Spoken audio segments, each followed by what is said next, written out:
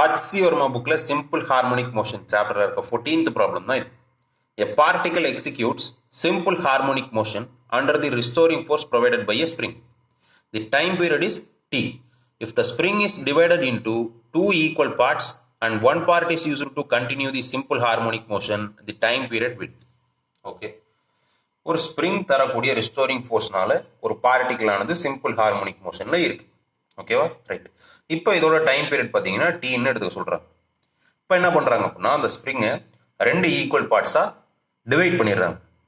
இப்போ அந்த பார்ட்டிகிளை அந்த டிவைட் பண்ண ஒரு பார்ட்டில் அட்டாச் பண்ணி அதே மாதிரி சிம்பிள் ஹார்மோனிக் மோஷன்ல அந்த பார்ட்டிகிள் இருக்கு.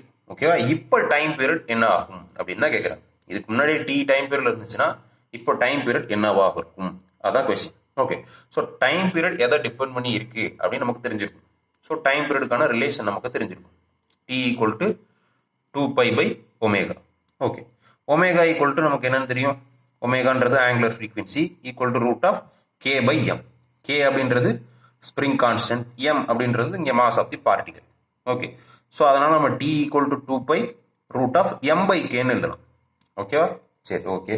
இப்போ இதில் எது எது மாறுது? 2πன்றது கான்ஸ்டன்ட், மாறாது. மாஸ் ஆஃப் த பார்ட்டிகிள், அந்த பார்ட்டிகிளை மாற்றவே இல்லை இல்லையா? ஸோ மாஸ் மாறல. ஸோ டைம் பீரியட் எதை தான் டிபெண்ட் பண்ணியிருக்கு அப்படின்னா இப்போ ஸ்ப்ரிங் கான்ஸ்டன்ட்டை தான் டிபெண்ட் பண்ணியிருக்கு. கரெக்டா? So T is inversely proportional to 1/√k. அதனால என்ன எழுதிடலாம்? T'/T ஈக்குவல் டு √k/k' எழுதலாம்.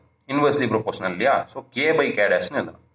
ஸோ இப்போ டி எந்தாண்ட கொண்டு வந்துட்டோம் அப்படின்னா T' equal to √k/k' into டீன்னு இருக்கும். இப்போ ஸ்ப்ரிங் கான்ஸ்டன்ட் ஆனது என்ன ஆகுது? ஒரு ஸ்ப்ரிங்கை ரெண்டு பார்ட்ஸாக டிவைட் பண்ணுறதுனால ஸ்ப்ரிங் கான்ஸ்டன்ட் ஆனது என்ன ஆகுது அது தெரிஞ்சிருந்தா இந்த ப்ராப்ளம் முடிஞ்சு. ஓகேவா? ஒரு ஸ்ப்ரிங்கை 2 ஈக்குவல் பார்ட்ஸாக டிவைட் பண்ணால் ஒவ்வொரு பார்ட்லையும் ஸ்ப்ரிங் கான்ஸ்டன்ட் ஆனது டபுள் ஆகும்.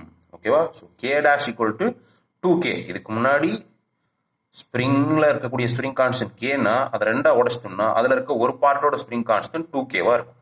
ஸோ k' ஈக்குவல் டு 2kன்னு சப்ஸ்டிட் பண்ணோம் அப்படின்னா கேவை கேன்சல் பண்ணிடலாம். ஸோ T' ஈக்குவல் டு T/√2ன்னு இருக்கும். ஓகேவா? So the time period will become T/√2. Option D தான் கரெக்ட் ஆன்சர்.